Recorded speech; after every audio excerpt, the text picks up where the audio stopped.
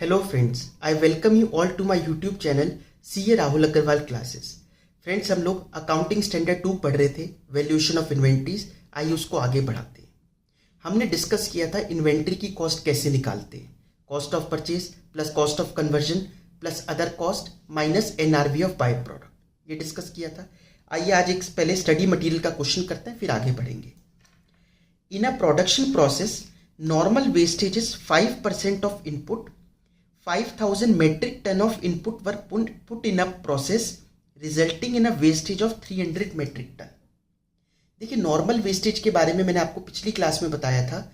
Normal wastage और abnormal wastage, हम लोग नॉर्मल को तो कंसीडर करके चलते हैं, एबनॉर्मल इन्वेंट्री की कॉस्ट में नहीं आती। मतलब क्या हुआ इस बात का? जैसे कि छोटा सा एग्जांपल दूं कि एक ठेले वाला 50 या 100 नारियल पानी खरीद के लाता है 50-50 रुपए के, ठीक है। तो जब वो ठेले लगाने तक पहुंचता है, ठीक है, वो लेकर आता है और वो जब ठेला लगाता है तो उसको पता है 5 नारियल पानी जो है वो खराब हो ही जाते हैं, उसको फेंकने पड़ते हैं। अब वो जब एक एक यूनिट की कॉस्ट निकालेगा तो कितनी पड़ी? देखिए, पैसे तो वो 5000 रुपये दे के आया है। 100 नारियल पानी इंटू 50, 5000 रुपये उसके लग गए। अब ये 5000 100 तो बिकेंगे ही नहीं, बिकेंगे कितने? 95। तो उसको 95 से डिवाइड करके एक एक की कॉस्ट निकालनी होगी। ये इसका मतलब हमने क्या किया? नॉर्मल वेस्टेज को कंसीडर कर लिया और उसकी वजह से अपने इन्वेंट्री की कॉस्ट बढ़ा दी, ठीक है। अब लेकिन ऐसे केस में 2 और नारियल पानी लोग लेने से मना कर दे कि बड़ा बेकार सा दिख रहा है, तो ये उसकी एबनॉर्मल वेस्टेज हुई, ये नॉर्मल वेस्टेज नहीं हुई, ठीक है। यहां पर भी वही कहता है कि 5% ऑफ इनपुट हमारा नॉर्मल वेस्टेज है। तो 5000 मेट्रिक टन का इनपुट डाला गया था, ठीक है, लेकिन वेस्टेज हुई 300 यूनिट की। 5000 इंटू 5% तो 250 होता है। तो हम 250 को तो कंसीडर कर लेंगे, ठीक है। तो हम 4750 पर पूरी कॉस्ट डालेंगे, 4750 यूनिट्स पर पूरी कॉस्ट डाल देंगे, ठीक है। लेकिन ये जो 5% मतलब 50 यूनिट्स का एक्स्ट्रा हुआ वेस्टेज, ये एबनॉर्मल वेस्ट बनेगा, ठीक है। आइए डिस्कस करते हैं। Cost per metric ton of input है 1000 रुपए की। The entire quantity of waste is on stock at the year end. State with reference to AS how will you value the inventories in this case।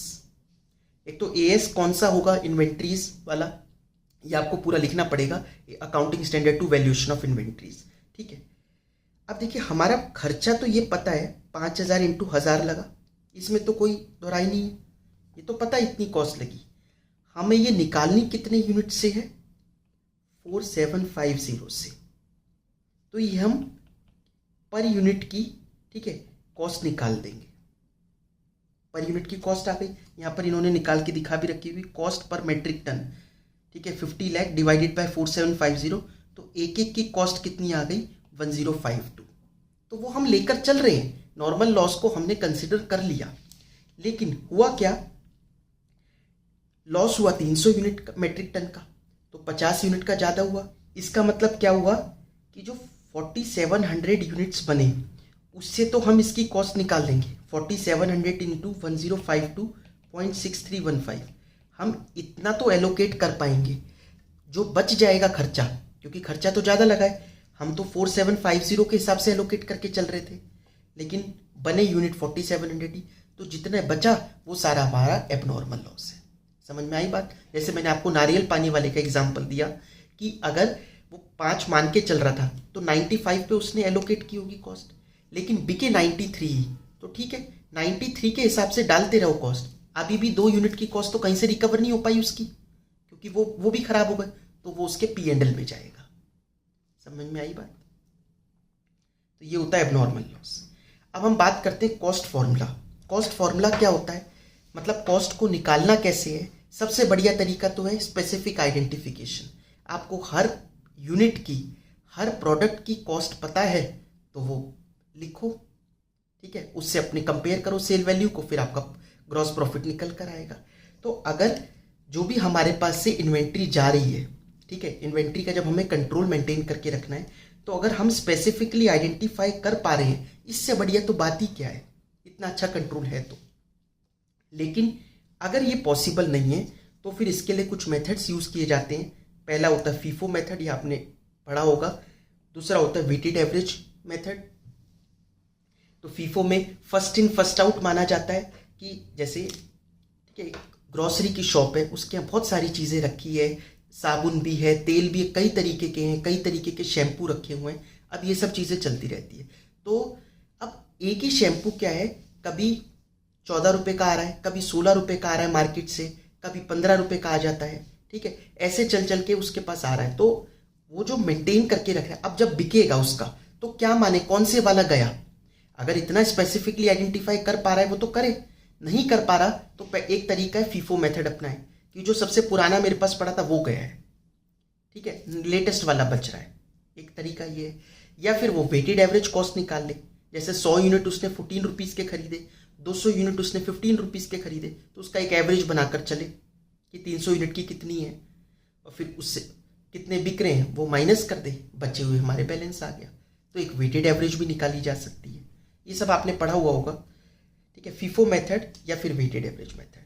अगर ये भी possible नहीं है तो एक फिर स्टैंडर्ड कॉस्ट मेथड भी होता है। एक स्टैंडर्ड कॉस्ट मेंटेन करके, कॉस्टिंग में पढ़ोगे आप, हम सब चीज़ों की एक स्टैंडर्ड कॉस्ट बना रखी है।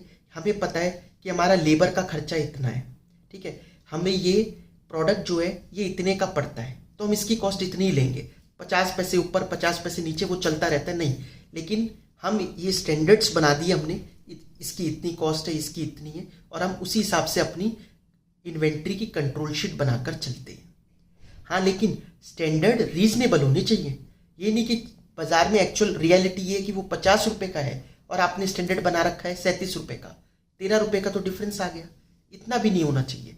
तो रीजनेबल अगर स्टैंडर्ड बना के चले कि नहीं, हमारे यही रहता है, लगभग बहुत ज़्यादा फर्क नहीं आता, ठीक है, मतलब कई लाख की चीज़ में 100-200 रुपये का फर्क आता है, तो वो क्या फ़र्क हुआ, कुछ भी नहीं, ठीक है। ये सब चीज़ें किसके लिए, एक इन्वेंट्री की कंट्रोल शीट बनाने के लिए कि कौन कौन सी इन्वेंट्री आ रही है, कौन सी इन्वेंट्री जा रही है, क्या क्लोजिंग बैलेंस बच रहा है इन्वेंट्री का, तभी तो बुक्स मेंटेन हो पाएगी। क्लोजिंग स्टॉक की वैल्यू निकलेगी कैसे जब यही नहीं पता होगा स्टॉक है किस चीज़ का, ठीक है। अगर स्टैंडर्ड कॉस्ट भी नहीं हो पा रहा तो फिर रिटेल मेथड भी अपनाया जाता है, उल्टा मेथड। अब रिटेल मेथड क्या है, जैसे अगर हमने ये बना रखा है कि भाई हम तो हर चीज़ पर 5% प्रॉफिट कमाते हैं, ये हमारा शुरू से रूल है, कोई भी चीज़ है हमारे दुकान पे हम सब में 5% का प्रॉफिट कमाते हैं, तो ठीक है। फिर तो जो भी जिस पे भी आप बेच रहे हो, जो आपका सेलिंग प्राइस आपने टैग लगा रखा है, उसमें अपना मार्जिन माइनस कर दो, कॉस्ट निकल के आ गई, ठीक है ना। मतलब ये भी एक तरीके का इनडायरेक्ट कंट्रोल हो गया। सेल के ऊपर आपने, ठीक है, उसके ऊपर टैग लगा हुआ इतने का बिक रहा है कस्टमर के लिए, आपको पता है कि आप इतने % मार्जिन वैसे ही कमाते हो, 5% आपने एक रूल बना रखा है, तो माइनस करके कॉस्ट आ गई ना उल्टा। तो रिटेल मेथड क्या हुआ, sale value of closing stock minus average percentage of gross margin. इसका एक एग्जाम्पल भी गिवन है यहाँ पर, एग्जाम्पल नंबर 3, इसको देख लेते हैं, ठीक है। रिटेल मेथड का, a trader purchase certain articles for ₹85,000, उसने खरीदे 85,000 के कुछ articles. He sold some of the articles for 1,05,000 रुपये, उसमें से कुछ आर्टिकल को उसने 1,05,000 रुपये में बेच दिया, ठीक है। Average percentage of gross markup is 25% on cost. Gross markup कितना है, 25% है कॉस्ट पर, मतलब उन्होंने ये बना रखा है जितने का भी हमें पड़ता है हम 25% ऐड करके बेचते हैं, ये उनके यहाँ रूल है। Opening stock of inventory cost है 15,000 रुपये की, ओपनिंग इन्वेंट्री उसके यहाँ कितने की पड़ी है, 15,000 की। कहते हैं क्लोजिंग स्टॉक निकालो कितना हुआ, ओपनिंग पता है कितना है, कितने का वो खरीद के लाए ये पता है, और ये भी पता है कितने में बेचा, कितने का बेचा वो तो नहीं, लेकिन ये पता है उसने बेचा कितने प्राइस में, 1,05,000 रुपये में। तो बिकने वाले की सेल वैल्यू पता है। अगर हम ओपनिंग स्टॉक और जो हमारे पास परचेजेस थे, देखो आपने रेशियोज में पढ़ा होगा ना, opening stock plus purchases minus कितने बिक गए, उसमें से अगर cell cost of goods sold minus कर दे तो हमारा क्लोजिंग स्टॉक निकल के आता है। लेकिन हम माइनस क्या करते हैं, cost of goods sold, sales value थोड़ी ना माइनस करेंगे, cost of goods sold minus करते हैं, ये आपको पता होगा। वही चीज़ अब यहाँ पर उल्टा तरीके से करनी, क्योंकि रिटेल मेथड है। Sale value of opening stock plus purchases ले लो, ओपनिंग स्टॉक और परचेजेस का सेल वैल्यू लिया हमने इंटू 1.25 करके, तो 1,25,000 रुपये आ गया। उसमें से हमने बेच कितने का सामान दिया, 1,05,000 रुपये का, तो जो बचा उसकी सेल वैल्यू आ गई। कहने का मतलब पता है, सब चीज़ों को सेल वैल्यू पे ले आए, या फिर दूसरा तरीका होता था सब चीज़ों को कॉस्ट प्राइस पे ले आओ। ठीक है, समझ में आ रहा है ना भाई। 100 यूनिट आपके पास साल की, मैं यूनिट से बताऊं, अगर ओपनिंग स्टॉक है 100 यूनिट का, आपने खरीदे 200 और, ठीक है, आपने उसमें से 50 बेच दिए, तो पूछ रहा है क्लोजिंग स्टॉक बताओ। तो कितना सिंपल है, 100 + 200 300 माइनस 50 बेच दिए तो 250 यूनिट का क्लोजिंग स्टॉक बचा। ये मैंने क्वांटिटी में बताया, यहाँ पर ये फिगर्स में। तो sale value of closing stock 20,000। अब उसका ग्रॉस मार्कअप माइनस करके हम लोग कॉस्ट ऑफ इन्वेंट्री निकाल लेंगे। ठीक है, जैसे ये 25% कॉस्ट कहता है, ऐसे कह सकते हो ना, कॉस्ट को अगर हम 100 लें, कॉस्ट अगर हमारी 100 है तो मार्कअप कितने का हो गया, 25 रुपये का। इसका मतलब सेल प्राइस कितना हुआ, 125। ठीक है, अब अगर सेल प्राइस 125 है तो कॉस्ट कितनी हुई, 100 रुपये। ठीक है, ऐसे ही अगर सेल वैल्यू 20,000 है तो कॉस्ट कितनी हुई, 100/125 × 20,000 रुपये। ऐसे निकल के आ जाएगी कॉस्ट ऑफ इन्वेंट्री, मतलब 16,000 रुपये। हुआ क्लियर। नेक्स्ट पढ़ते हैं। ये तो हमने सीखा कॉस्ट कैसे निकालते हैं, है ना। आइए आगे बढ़ते हैं। Net realisable value. Net realisable value कैसे निकलती है। नेट रियलाइजेबल वैल्यू निकालने के लिए फॉर्मूला है रियलाइजेबल वैल्यू, कितनी हमें रियलाइज होगी, माइनस सेलिंग एक्सपेंसेस। अगर बिकने में कुछ खर्चा लगेगा, जैसे जो बिकवाएगा उसको कमीशन अगर देनी पड़ेगी, ब्रोकरेज वगैरह, तो वो माइनस करने पड़ेंगे selling expenses, minus estimated cost of completion. अगर हमारा अभी भी प्रोडक्ट पूरा कंप्लीट नहीं हुआ है बनके और अभी उसमें कुछ और कॉस्ट लगना बाकी है, तो वो हम उसमें माइनस करेंगे। समझ में आया। WIP में तो ऐसा ही होगा ना, वर्क इन प्रोग्रेस में तो आधा अधूरा बना हुआ है, उसको कैसे वैल्यू करते हैं मैंने लास्ट क्लास में बताया था, कॉस्ट और NRV विचएवर इज लेस, उसको भी ऐसे ही करते हैं फिनिश्ड गुड की तरह।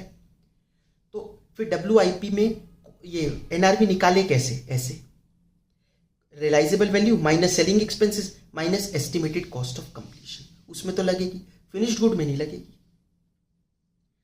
ठीक है, तो comparison between cost and NRV has to be done on item by item basis. ऐसा नहीं कि टोटल ले लिया कि इन सबकी टोटल मिला के हमारे पास 5-6 प्रोडक्ट हैं, सबकी NRV का टोटल ले लिया, सबकी कॉस्ट का टोटल ले लिया, दोनों देख लिए कौन सा कम है, ऐसा नहीं। हमारे को कंपैरिजन करना आइटम बाय आइटम। वैसे हम दोनों में से कम क्यों लेते हैं, कॉस्ट और NRV विचएवर इज लेस क्यों लेते हैं, due to the concept of conservatism. Conservatism क्या कहता है, provide for all the anticipated losses but do not provide for anticipated gains. आपको दिखाई दे रहा है कि आगे चल के लॉस हो सकता है तो प्रोवाइड कर लो, लेकिन अगर आपको पता चल रहा नहीं प्रॉफिट होगा, बहुत अच्छा मार्जिन आएगा, तो जब आएगा तब रिकॉर्ड करना। इस वजह से हम उसको कम पे मेजर करते हैं। ठीक है, कंसेप्ट ऑफ कंजर्वेटिज्म। इलस्ट्रेशन 1 देखिए। The company deals in 3 products A, B and C which are neither similar nor interchangeable. अलग अलग प्रोडक्ट है। At the time of closing of its accounts for the year, the historical cost and NRV of item of closing stock are determined as follows. तीनों की आपको historical cost NRV दे रखी है। तो जैसे A की बात करें, 40 कॉस्ट है और NRV 28, तो हम 28 लेके चलेंगे। B है 32 और 32, फिर तो दोनों सेम ही है। और C में 16 कॉस्ट है और नेट रियलाइजेबल वैल्यू 24 है, तो 16 लेके चलेंगे। इन तीनों का फिर टोटल कर लेंगे। ऐसा नहीं कि इन तीनों का टोटल करा, इनका करा, जो कम आ रहा है वो नहीं, ये गलत है। ठीक है, आइटम बाय आइटम बेसिस पर करना होता है।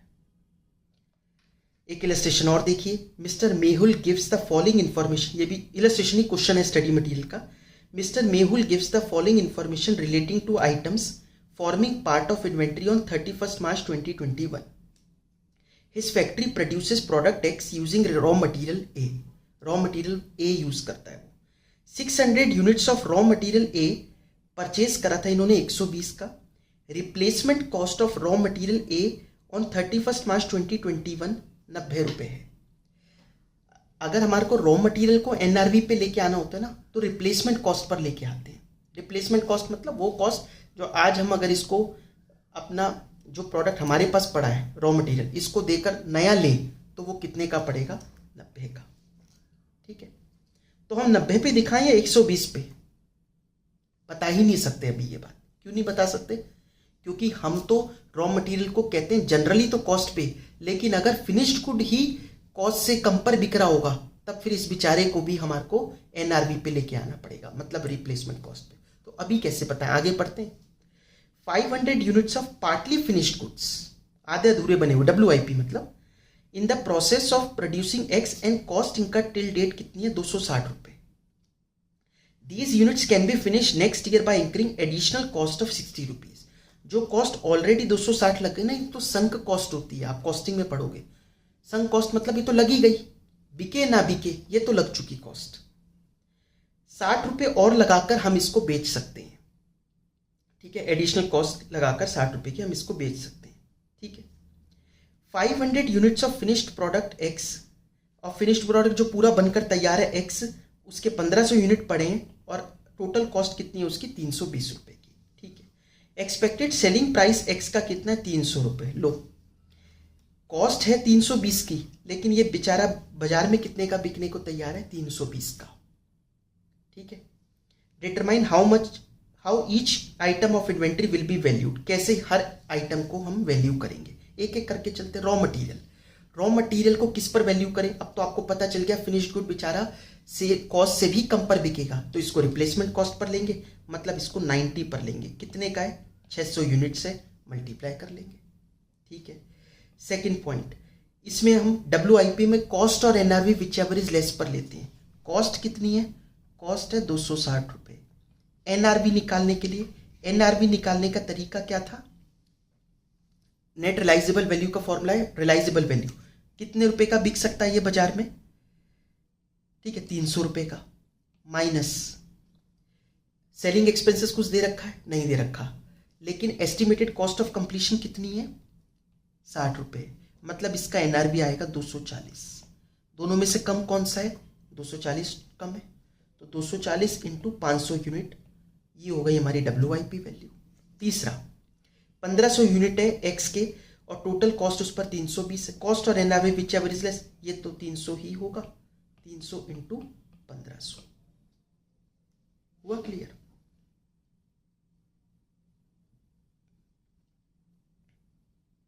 नेक्स्ट पढ़ते हैं डिस्क्लोजर्स, क्या क्या डिस्क्लोजर देने होते हैं इसमें, ठीक है।